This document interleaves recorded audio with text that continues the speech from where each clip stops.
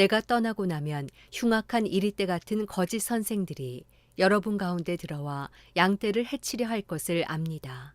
또한 여러분 가운데서도 사람들이 들고 일어나 제자들을 빼내 자기들을 따르게 하려고 진리를 왜곡할 것입니다. 그러므로 정신을 똑바로 차려 깨어 있어야 합니다. 내가 3년 내내 여러분 모두에게 밤낮 쉬지 않고 눈물로 훈계한 것을 잊지 마십시오. 이제 내가 여러분을 하나님과 그분의 은혜의 말씀에 맡깁니다. 그 말씀이 여러분을 든든하게 세워 거룩함을 입은 모든 사람들 가운데 기업을 받게 하실 것입니다. 나는 그 누구의 은이나 금이나 옷을 탐낸 적이 없습니다. 여러분도 알다시피 나는 나와 내 일행이 필요한 것을 손수 벌어서 썼습니다. 이처럼 내가 모든 일에 모범을 보였으니 여러분도 약한 사람들을 도우며 주는 것이 받는 것보다 복이 있다 라고 하신 주 예수의 말씀을 기억해야 합니다. 바울은 이 말을 마치고 나서 그들 모두와 함께 무릎을 꿇고 기도했습니다.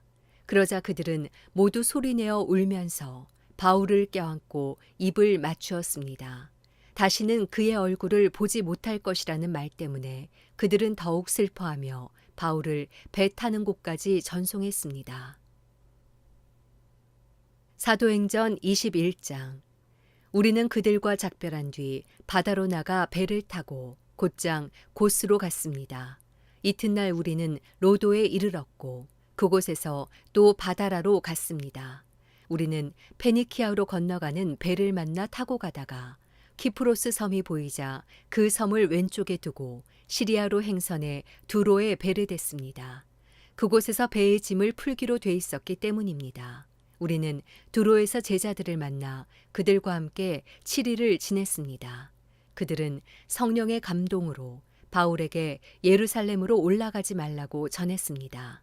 그러나 날이 다 지나자 우리는 두로를 떠나 항해길에 올랐습니다. 모든 제자들과 그 아내들과 자녀들이 도시 밖까지 따라 나와 우리를 전송해 주었습니다. 우리는 그곳 바닷가에서 무릎을 꿇고 기도했습니다. 서로 작별 인사를 나눈 뒤 우리는 배에 올랐고 그들은 집으로 돌아갔습니다. 우리는 두로에서부터 여행을 계속하다 돌레마이에 도착해 형제들에게 인사하고 그들과 함께 하루를 지냈습니다. 이튿날 길을 떠난 우리는 가이사랴에 이르러 7사람 가운데 하나인 전도자 빌립의 집에 머물렀습니다. 그에게는 결혼하지 않은 4명의 딸이 있었는데 그들은 모두 예언하는 사람들이었습니다. 그곳에서 여러 날을 지내는 가운데 아가보라는 예언자가 유대로부터 내려왔습니다. 그가 우리에게 와서 바울의 허리띠를 집어 자기 손발에 매더니 이렇게 말했습니다. 예루살렘의 유대 사람들이 이 허리띠 주인을 이렇게 동염해 이방 사람들에게 넘겨줄 것이라고 성령께서 말씀하십니다. 우리는 이 말을 듣고 그곳 사람들과 함께 바울에게 예루살렘에 올라가지 말라고 간곡히 권했습니다. 그러자 바울이 대답했습니다. 왜 여러분은 울면서 내 마음을 아프게 합니까? 나는 주 예수의 이름을 위해 예루살렘에서 붙잡힐 것은 물론 죽을 각오도 돼 있습니다. 바울이 설득당하지 않자 우리는 주의 뜻이 이루어지길 기원합니다. 하고는 더 말하지 않았습니다. 2일 뒤에 우리는 준비해 예루살렘으로 올라갔습니다.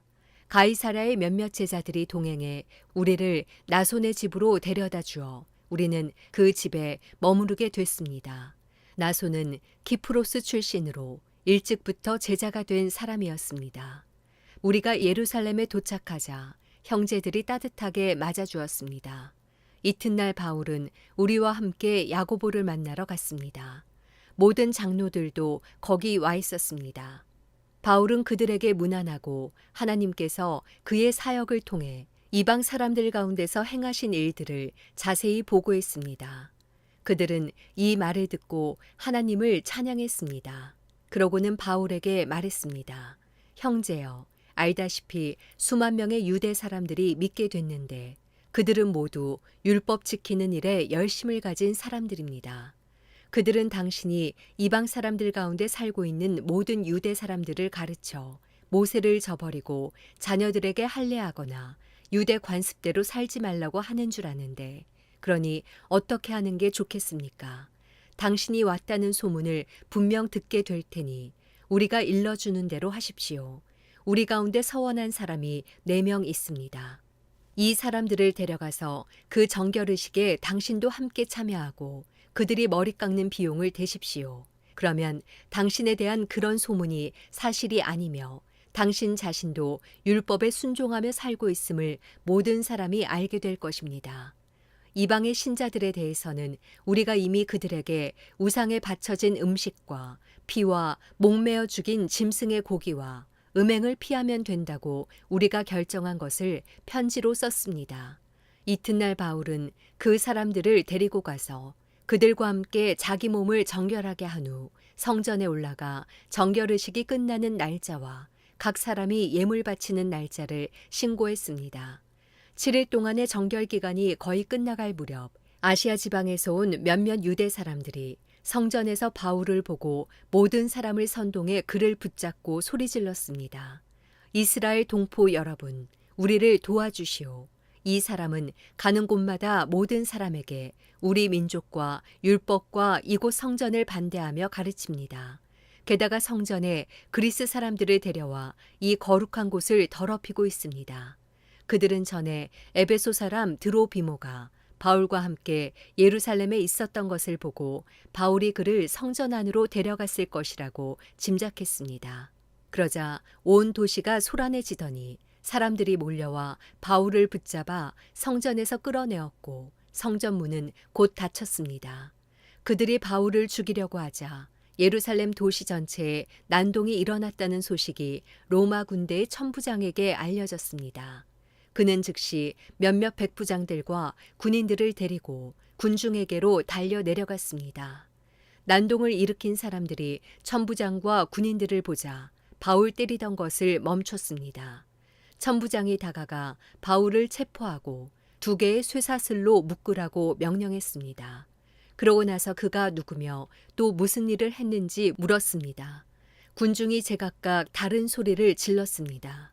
그래서 천부장은 소란만 일 뿐 진상을 알 수 없는 까닭에 바울을 병영 안으로 끌고 가라고 명령했습니다.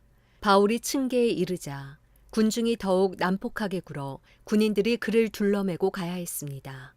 따라가는 군중은 계속 그를 없애버려라고 소리쳤습니다.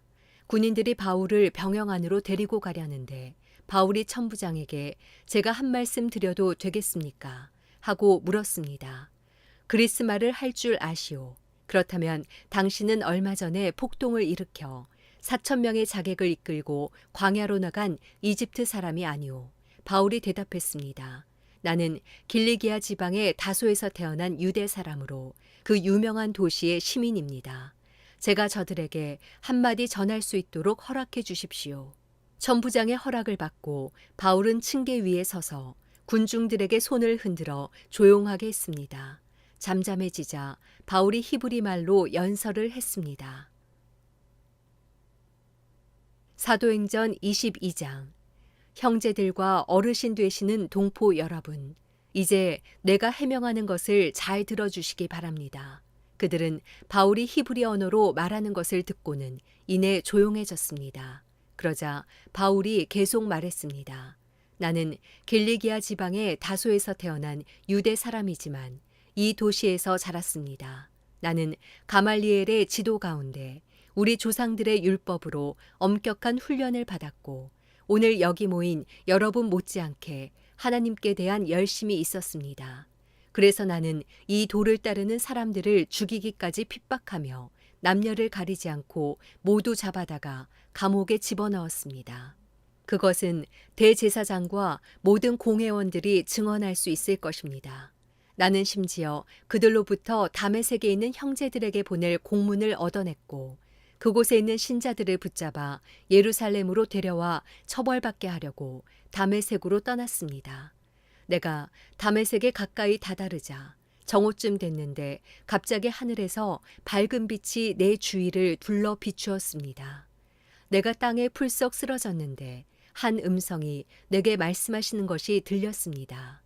사울아, 사울아, 내가 왜 나를 핍박하느냐?